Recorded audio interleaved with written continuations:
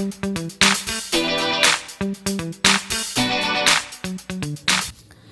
Friends, అందరికీ నమస్కారం. ఈ రోజుటి కథ కోటి విద్యలు కూటి కొరకే. విషిదాపట్టణం అనే ఒక పట్టణంలో దురదృష్టవశాత్తు ఒక రోజున ఒక కుర్రవాడు చనిపోయాడు. ఆ పిల్లవాడి తల్లిదండ్రులు, బంధువులు ఆ శవాన్ని తీసుకుని ఊరవతల ఉన్న శ్మశానానికి చేర్చి దాన్ని ఒక చోట దింపి ఏడవసాగారు. అప్పుడు సాయంకాలం. మరి కాసేపటికి పొద్దుగూకి చీకటి పడుతుంది.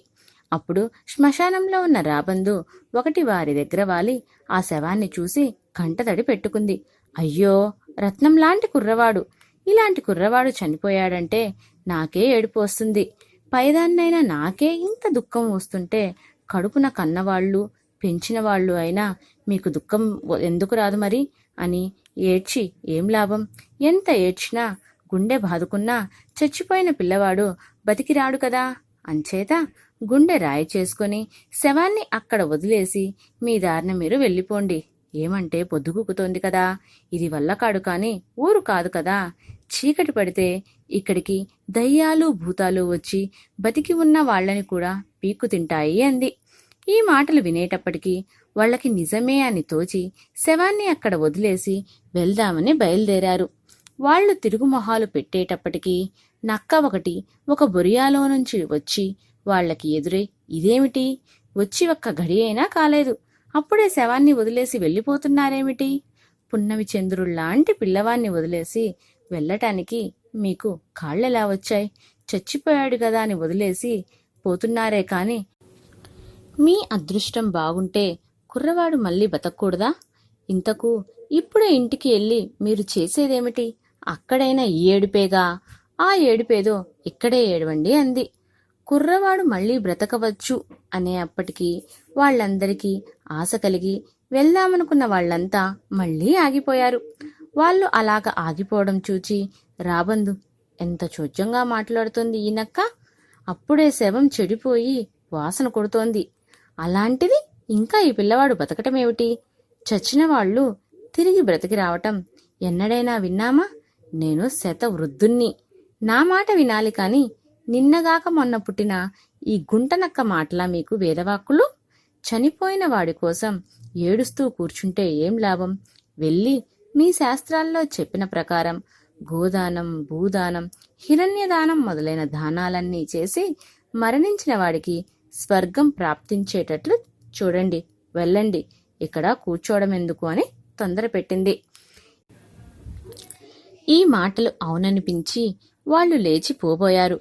కాని మళ్లీ నక్క ఎదురు వచ్చి, ఏళ్లు వచ్చినంత మాత్రాన్ని రాబందు బుద్ధిశాలి అనటానికి వీల్లేదు. దీని మాటలు శుద్ధ అబద్ధం అన్నమాట మీకే తెలుస్తుంది కొద్దిగా ఆలోచిస్తే. చచ్చిన వాళ్ళు బ్రతికి రావటం ఎన్నడైనా విన్నామా అని కదూ అంది. పూర్వకాలంలో సావిత్రి భర్త అయిన సత్యవంతుడు బ్రతికి రాలేదా? చంద్రమతి కొడుకు లోహితాస్యుడు పాము కరిచి చనిపోయినవాడే మళ్లీ జీవించలేదా? అలాగే మీ పిల్లవాడు కూడా తిరిగి బ్రతకవచ్చు. కనుక మీరు కాసేపు ఉండండి. దయ్యాలు భూతాలు మిమ్మల్ని పీక్కు తింటాయని ఈ రాబందు మిమ్మల్ని భయపెడుతుందే గాని ధైర్యవంతుల్ని దయ్యాలు ఏమీ చేయలేవు. భూతనాథుడైన ఈశ్వరుణ్ణి మీరు ప్రార్థన చెయ్యండి. ఆ ప్రార్థన వల్ల భూతాలేమీ మీ దగ్గరకు రావు సరికదా. శివునికి మీ మీద దయ పుట్టి మీ కుర్రవాడిని ఆయన బ్రతికించవచ్చు కూడాను అంది. మామూలుగా ఉన్నవాళ్లకి బుద్ధి పనిచేసినట్లు దుఃఖంలో ఉన్నవాళ్లకి పని చెయ్యదు. రాబందు వెళ్లమంటే లేచి, నక్క వద్దంటే ఆగిపోయారే కాని ఆ శవం యొక్క బంధువులు ఏ మాటలు నిజమో ఆలోచించుకోలేకపోయారు. ఆ రాబందు నక్క ఒకదానికి వ్యతిరేకంగా ఒకటి అలా ఎందుకు చెబుతున్నాయో కూడా వాళ్ళు గ్రహించుకోలేకపోయారు. ఆ రాబందుకు గాని ఈ నక్కకి గాని పిల్లవాడు చనిపోయాడన్న విచారం ఏమీ లేదు.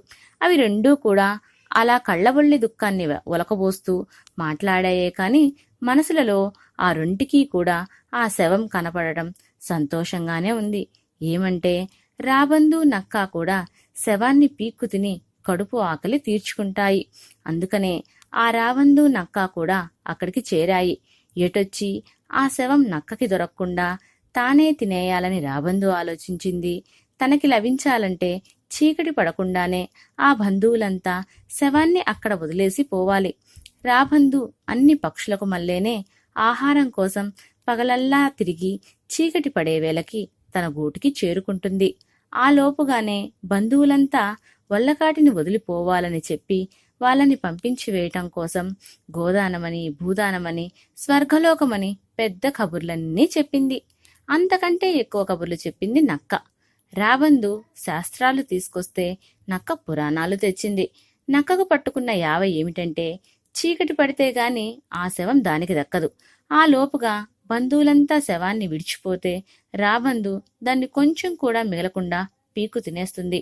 అంచేత చీకటి పడే వరకు ఎలాగైనా ఆ బంధువుల్ని శ్మశానంలో ఆపగలిగితే రాబందు పొద్దుగూకింది కదా అని ప్రాణం విసిగి చక్కా పోతుంది. అప్పుడు బంధువులకు మెల్లగా నచ్చజెప్పి పంపివేసి పిల్లవాన్ని శవాన్ని పూర్తిగా తనే భక్షించవచ్చు.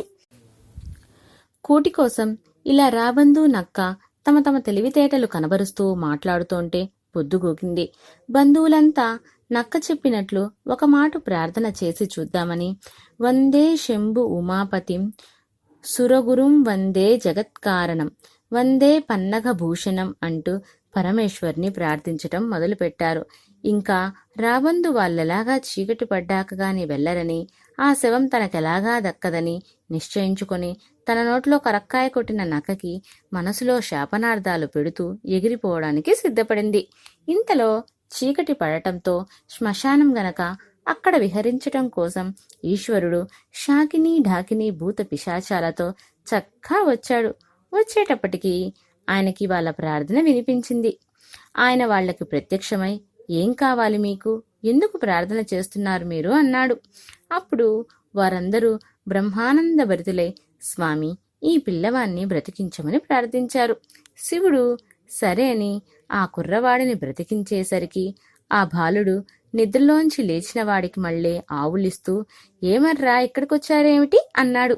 గూటికి ఎగిరిపోదామనుకుంటున్న రాబందు జరిగినదంతా చూస్తూ విస్తుపోయింది. అంతవరకు ఇంక శవం నాకే దక్కింది అని సంతోషిస్తూ కూర్చున్న నక్కకి మాత్రం ఆ శవానికి ప్రాణం వచ్చి కుర్రవాడు లేచి కూచోటంతోనే మొహం మాడిపోయింది.